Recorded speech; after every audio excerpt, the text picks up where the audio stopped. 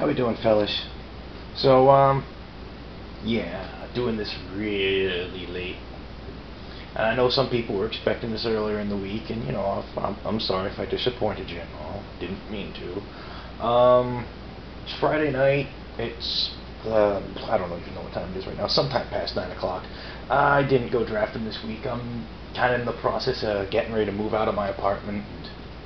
I mean, mostly it's just I got a bunch of stuff that needs to be thrown away, and like all my card boxes, a handful of big items. I've got like a coffee table, my TV stand, the futon, 2 bookcases.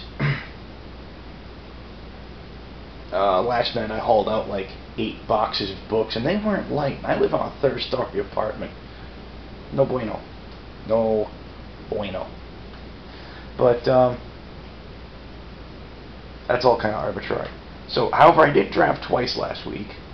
Had a good time. The fellow who usually runs the casual drafts didn't make it. He's had some issues with his with family. His mom's not in good health, stuff like that. Can't be helped. So I ended up running the casual drafts last Friday, and I guess I did an okay job of it. The card shop owner, gave me a public thank you on the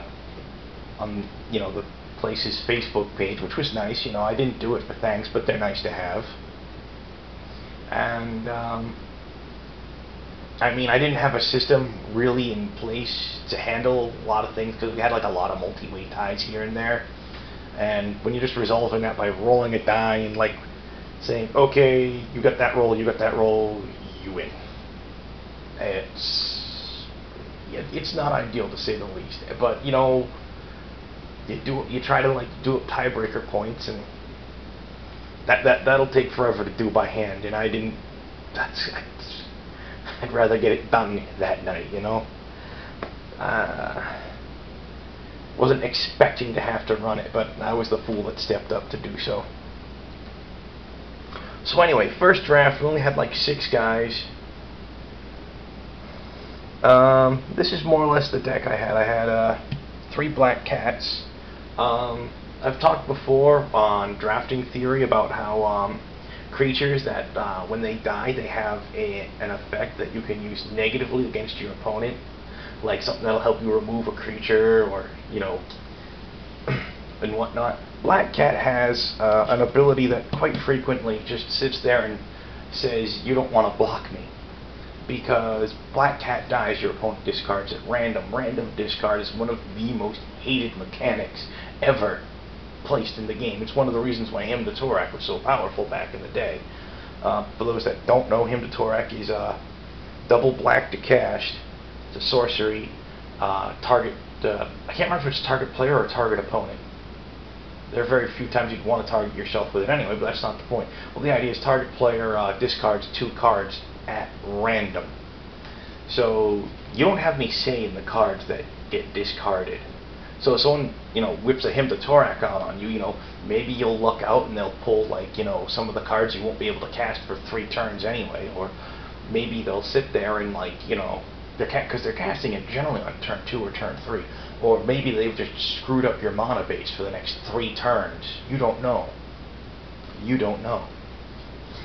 Of course, neither do they, but that's not the point. But yeah, random discard's really powerful, and because of that, people don't like being on the receiving end of it. People don't like being on the receiving end of discard anyway. It's one of the more annoying control strategies. That and land destruction, right, guys? But so yeah, black cat, people look at it's like, you know what? Do I want to discard a card at random, or do I want to take 1 point of damage? And most people sit there and take the damage. And I really can't say I blame them, because most of the time I do the same damn thing. So anyways, yeah, there's that. So that 3 black cats. 2 Chosen of Markov. Normally it's just a Skein zombie. It's 2 and a black for a 2/2. However, you can tap it and another vampire you control to transform into a 4/4 ground pounding vampire. All well and good, right? Right. Undying Evil, interesting little card. Black, instant, target creature gains undying till end of turn. That's not bad, you can use it to effectively save a creature. It's alright. Vampire Interloper, solid card, 2/1 flying, can't block, who cares? Use him to swing. Blazing Torch, it's pretty much removal in any color, as long as you have a creature to hook it up to. Bump of the Night, mostly a filler card, but that's okay. It's, you know, decent filler. Scursdag Flare, colorless and a black for a 1/1, 3 colorless and a black, tap, sack a human, destroy target creature. If nothing else, he's really slow removal. Given that I also had 2 Chosen's Markov in here, and before they transform, they're humans. So, yeah, I mean, even if I don't get the chance to transform the Chosen, that's not too bad, right? Black removal, I had a pair of Dead Weights and a Death's Caress. Death's Caress is really high casting cost, but it's not bad, at least for limited. Any removal in limited is good. It's 3 and double black, sorcery, destroy target creature. If it was a human, gain life equal to its toughness. A Harrowing Journey and a Grave Purge, mostly in here for card draw. I think once I used the Purge for actual creature recursion. Normally I'll just pay the 3 and select no targets for it and just draw a card off of it, you know. Harrowing Journey, it's not bad. It's a solid limited card, very splashable. Also for card draw, I had a pair of Faithless Lootings. Those aren't bad. Kind of like them. Red removal had a Rack with Madness. Target creature deals damage to itself equal to its power. It's 3 and a red for a sorcery. Some people have compared it to a black card from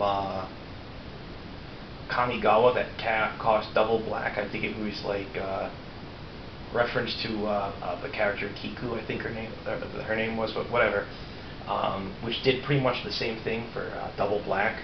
And someone brought that up on the message boards on Wizards, and I pointed out, yeah, it was done earlier in white with the card Repentance, which cost 2 and a white. But hey.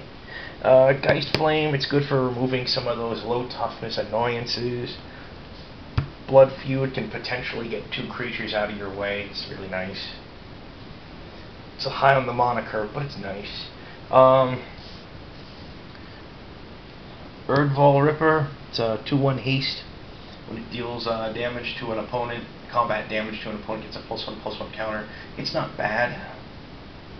It's reasonably solid. Night Revelers, he's in there because he's a fatty and he's a vampire and he helps the Chosen of Markov. I had a Torch Fiend. It's okay. I mean, it's a 2/1 body for a colorless and a red that alternatively can be used to nuke an artifact, so that's not bad. Also in the deck that you're not seeing here, I had the Scursdag High Priest, the guy who on Morbid you can tap him and 2 other creatures you control to make a 5/5 flying demon token.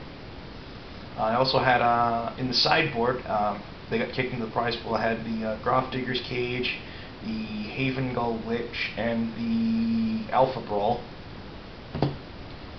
I think I got 1 or 2 of those back. Hold on. Let me put this down for a second.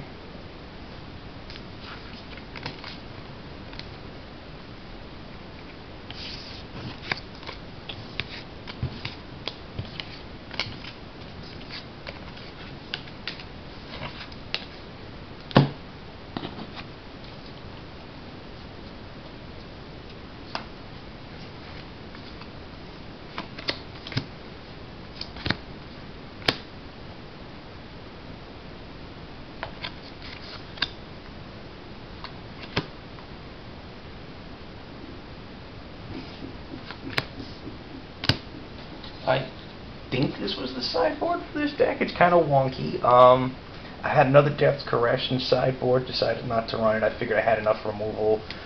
Sightless Ghoul, he's kind of high on the mana curve. I'm not thrilled by him, but he is solid when you can use him. Highborn Ghoul, The Intimidate is nice, but the double black and the casting cost kind of turned me off. Maw of the Myers, at best, situationally good. It's overcosted for... Well, I don't even know why you need to gain life off of it. That's kind of weird, but that aside, it's really overcosted for what it does.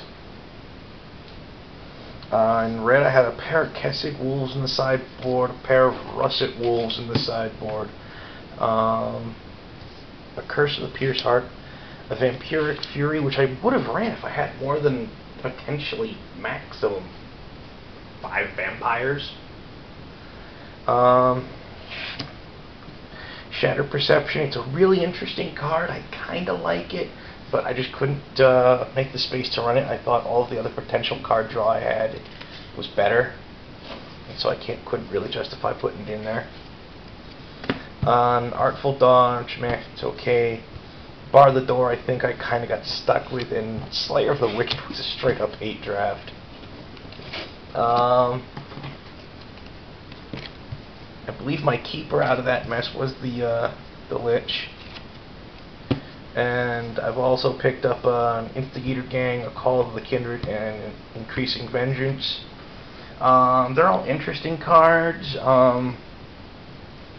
Instigator Gang really begs to be put into a creature-centric deck. Increasing Vengeance is really nice. It's basically a fork, but only for spells you control, or twin cast, whatever you want to call it. There's a newer red version of it in print these days, if I recall, as well. And if you you flash back the Increasing Vengeance, you instead get, like, what was it, 2 copies, I think? Yeah. Call to Kindred is interesting. I talked about it before. At the beginning of your upkeep, you may look at the top 5 cards of your library. If you do, put a creature card that shares type with Enchanted Creature on the battlefield, then put the rest of the cards on the bottom of your deck order of choice. It's not bad. It's not bad. Oh, there's that. Alright, I'm going to put the camera down and see about setting up the next deck. Oh.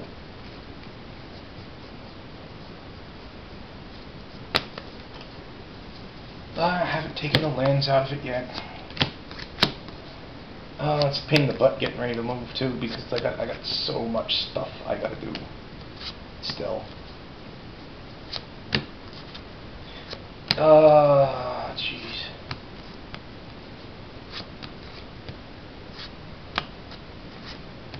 Anyway, this deck ended up being a blue-white build, something very overall very close to what I've had a lot of success drafting and playing in straight Innistrad. Let me see if I can't get this into something that resembles a presentable order.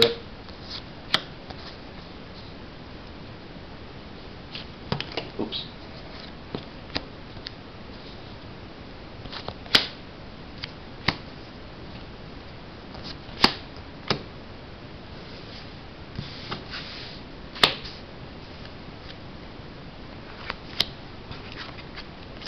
Something that resembles a presentable order, you know?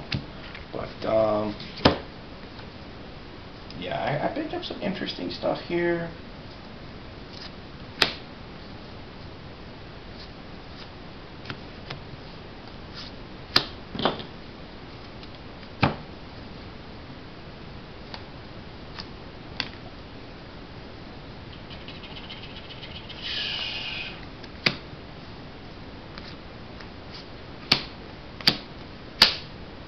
Okay, so what I got here.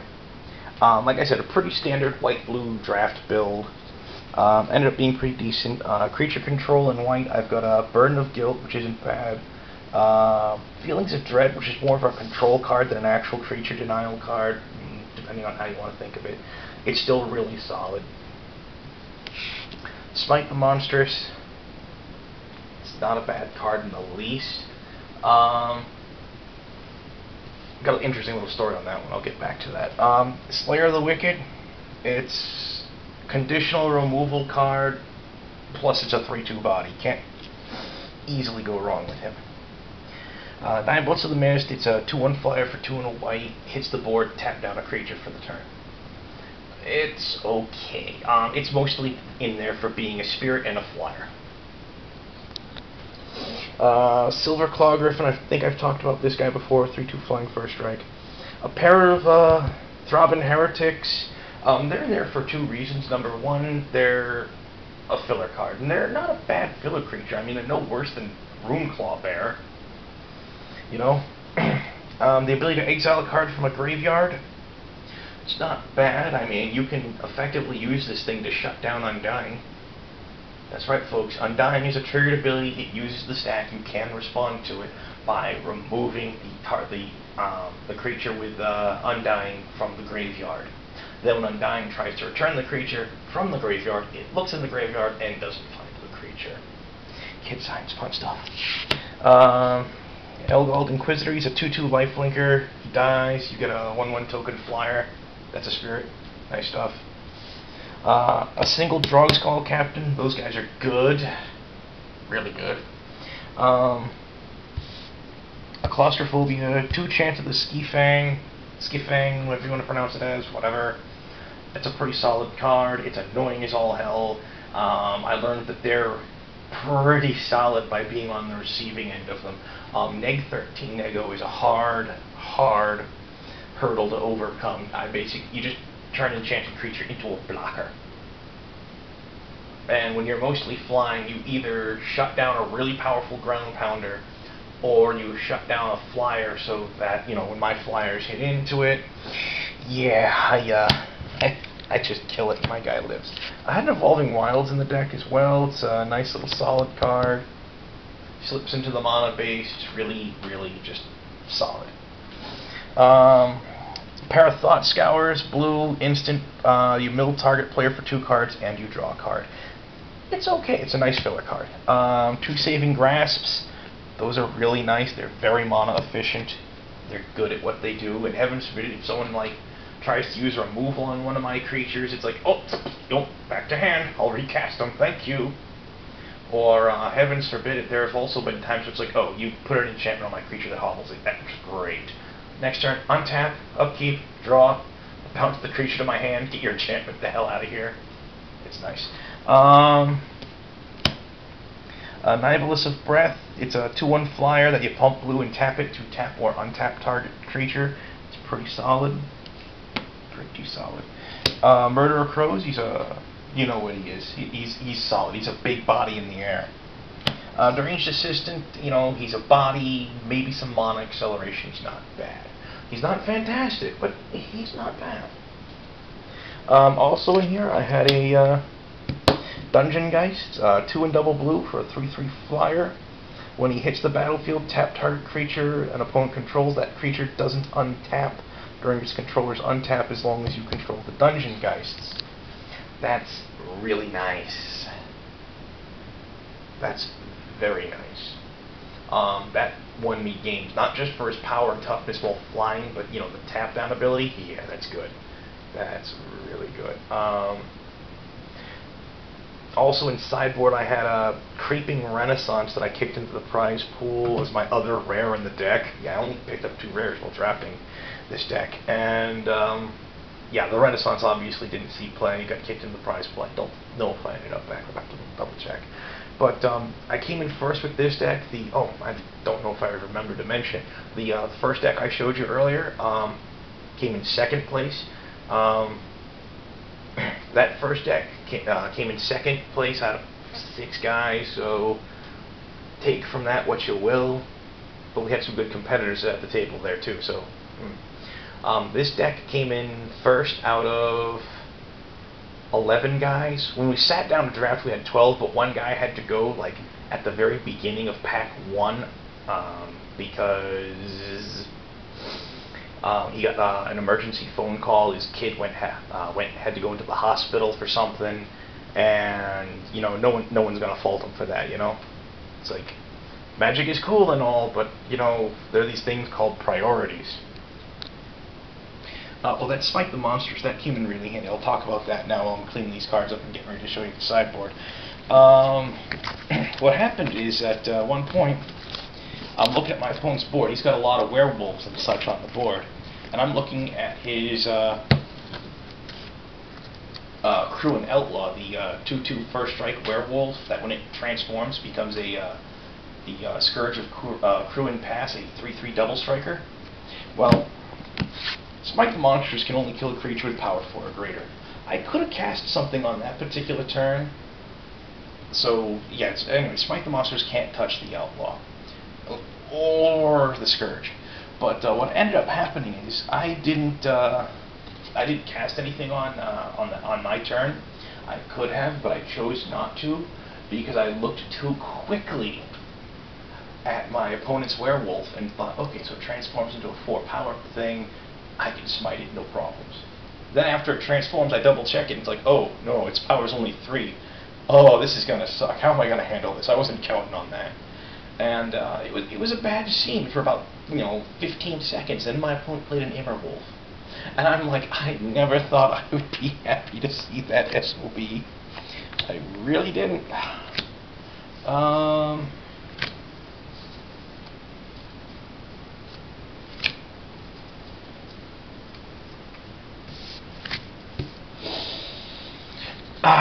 Sideboard, I had a Paraceline I wasn't using, didn't care. A Heavy Matic I wasn't using, didn't really care. An Avacyn's Collar I wanted to try using, but it just didn't come up. It just couldn't make the cut. Artful Dodge is an interesting card. I kind of like it, but it didn't make the cut. Curiosity I like, didn't make the cut. Hysterical Blindness didn't make the cut. Other cards I picked up during the draft, Gruesome Discovery, it doesn't thrill me, but it's kind of interesting. Falconwrath, Torturer, I think I grabbed him like early in pack 1. I wasn't sure where we were going with it, where I was going with it really. A Tragic Slip, it's an interesting little removal card, black, instant. Target creature gets -1/-1 on board, but it's -13 instead. That will take just about anything in the game down. There's like 2 or 3 creatures that can survive, get a -13. One of them is Autochthon Worm from Ravnica, which is like a 9/14. But what else did I have here? Fires of Undeath, it's funky, sexy burn, yay. Pyreheart Wolf, kind of interesting. Scorch the Fields is just high costed for what it does. Feral Ridge Wolf isn't bad. Fear of the Bitten isn't bad. I mean, at first I was thinking I might have ended up with a red splash, but it didn't happen. Green, I've got Kessig Recluse, Wild Hunger, Favor of the Woods, Festerhide Boar, Woodland Sleuth. Favor of the Woods I don't like. All these others are pretty solid overall. I mean, not exciting, solid, very solid. It's a 2 and double green for a 2/3 reach, Death Touch. That's a solid creature, man. That thing's solid.